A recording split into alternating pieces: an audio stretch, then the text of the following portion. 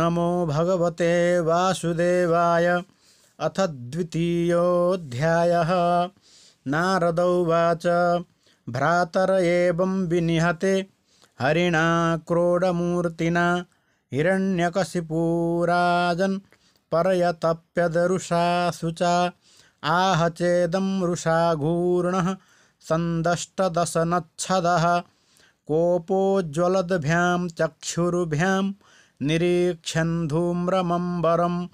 करालदंष्ट्रोग्रदृष्ट्या दुष्प्रेक्षभ्रुकुटीमुखः शूलमुद्यम्य सदसि दानवानिदमब्रवीत् भो भो दानवदैतेया द्विमूर्धन्स्त्र्यक्षसंवर शतबाहो हयग्रीव नमुचे पाक इल्वल विप्रचित्ते मम वचः पुलोमन्शकुनादयः शृणुतानन्तरं सर्वे क्रियतामाशु माचिरं सपत्नैर्घातितः क्षुद्रैर्भ्राता मेदयितः सुहृत् पार्ष्णिग्राहेण हरिणा समेनाप्युपधावनैः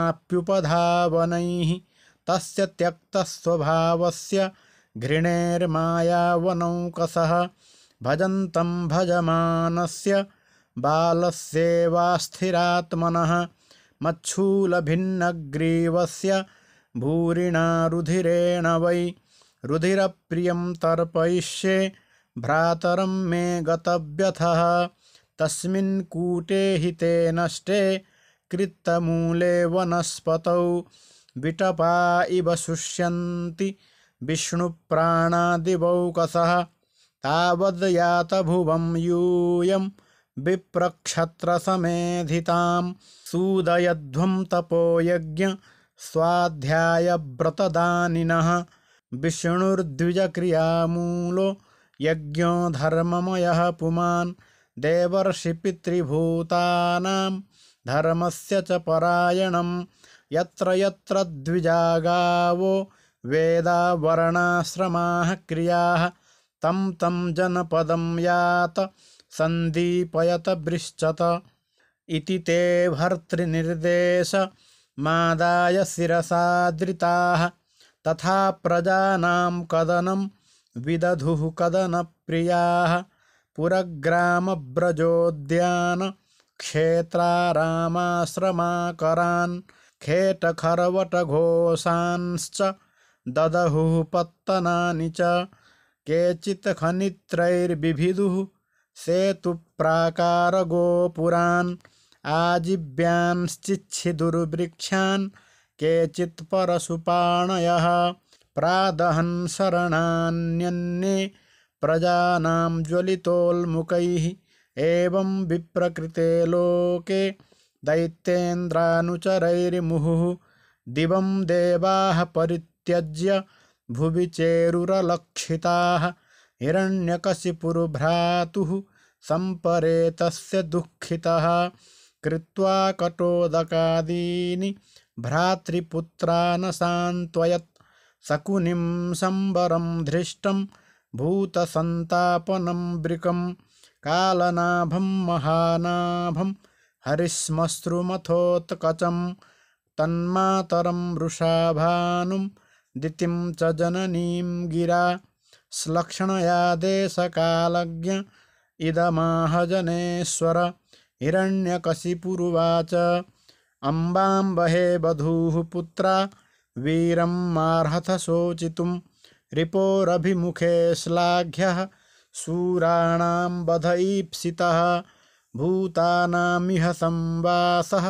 प्रपायामिव सुब्रते दैवेनैकत्र नीतानामुन्नीतानां स्वकर्मभिः नित्यात्माव्ययः शुद्धः सर्वगः सर्ववित्परः धत्ते सावात्मनो लिङ्गं मायया विसृजन् गुणान् यथाम्भसा प्रचलता तरवोऽपि चला इव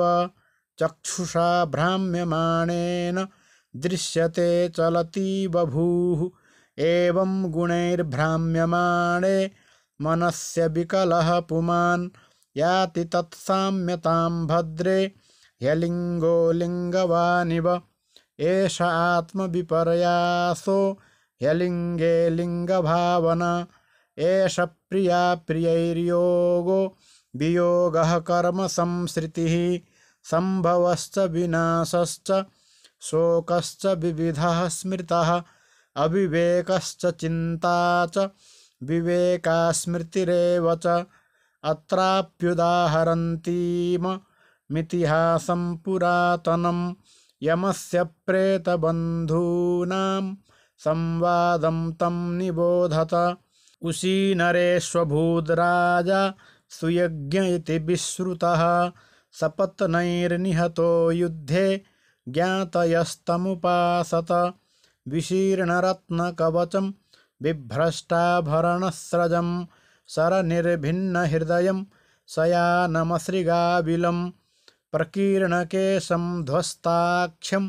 रभसा दष्टदच्छदं रजः कुण्ठमुखाम्भोजं छिन्नायुधभुजं मृदे उशीनरेन्द्रं विधिना तथा कृतं पतिं महिष्यः प्रसमीक्ष दुःखिताः हताः स्म नाथेति करैरुरोभृशं घ्नन्त्यो मुहुस्तत्पदयोरुपापतन् रुदत्य उच्चैर्दयिताङ्घ्रिपङ्कजं सिञ्चन्त्य अस्रैः कुचकुङ्कुमारुणैः विस्रस्तकेशाभरणाः शुचं नृणां सृजन्त्य आक्रन्दनया विलेपिरे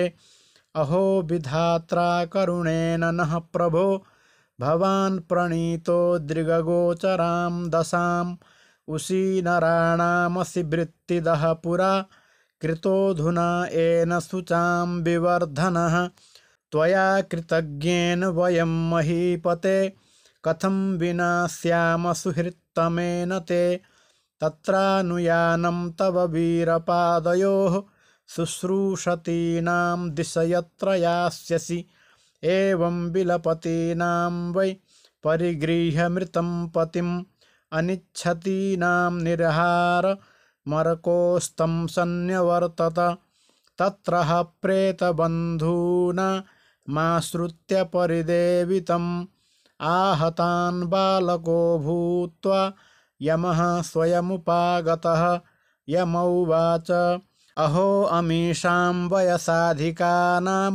विपश्यतां लोकविधिं विमोहः यत्रागतस्तत्र गतं मनुष्यं स्वयं सधर्मा अपि शोचन्त्यपार्थम् अहो वयं धन्यतमा यदत्र त्यक्ताः पितृभ्यां न विचिन्तयामः अभक्ष्यमाणा अबला बृकादिभिः सरक्षिता रक्षति यो हि गर्भे य इच्छ एषः सृजतीदमव्ययो य एव रक्षत्यबलुम्पते च यः तस्याबलाः क्रीडनमाहुरीशितुश्चराचरं निग्रहसङ्ग्रहे प्रभुः पथिच्युतं तिष्ठति दिष्टरक्षितं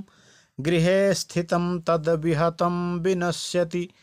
जीवत्यनाथोऽपि तदीक्षितो वने गृहेऽपि गुप्तोऽस्य हतो न जीवति भूतानि तैस्तैर्निजयोनिकर्मभिर्भवन्ति काले न भवन्ति सर्वशः न तत्र आत्मा प्रकृतावपि स्थितस्तस्या गुणैरन्यतमो निबध्यते इदं शरीरं पुरुषस्य मोहजं यथा पृथग् भौतिकमीयते गृहं यथौदकैः पार्थिवतैजसैर्जनः कालेन जातो विकृतो विनश्यति यथा नलो दारुषु भिन्न ईयते यथा नीलो देहगतः पृथक् स्थितः यथा नभः सर्वगतं न सज्जते तथा पुमान् सर्वगुणाश्रयः परः सुयज्ञो नन्वयं सेते मूढाय मनुषोऽचथ यः श्रोतायोऽनुवक्तेह स न दृश्येत कर्हिचित् न श्रोता नानुवक्तायं मुख्योऽप्यत्र महानसुः यस्त्विहेन्द्रियवानात्मा स चान्यः प्राणदेहयोः भूतेन्द्रियमनोलिङ्गान् देहानुच्चावचान् विभुः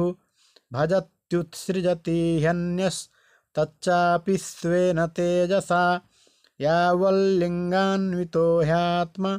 तावत् कर्म निबन्धनं ततो विपर्ययः क्लेशो मायायोगोऽनुवर्तते वितथाभिनिवेशोऽयं यद्गुणेष्वर्थदृग्वचः यथा मनोरथः स्वप्नः सर्वमैन्द्रियकं मृषा अथ नित्यमनित्यं वा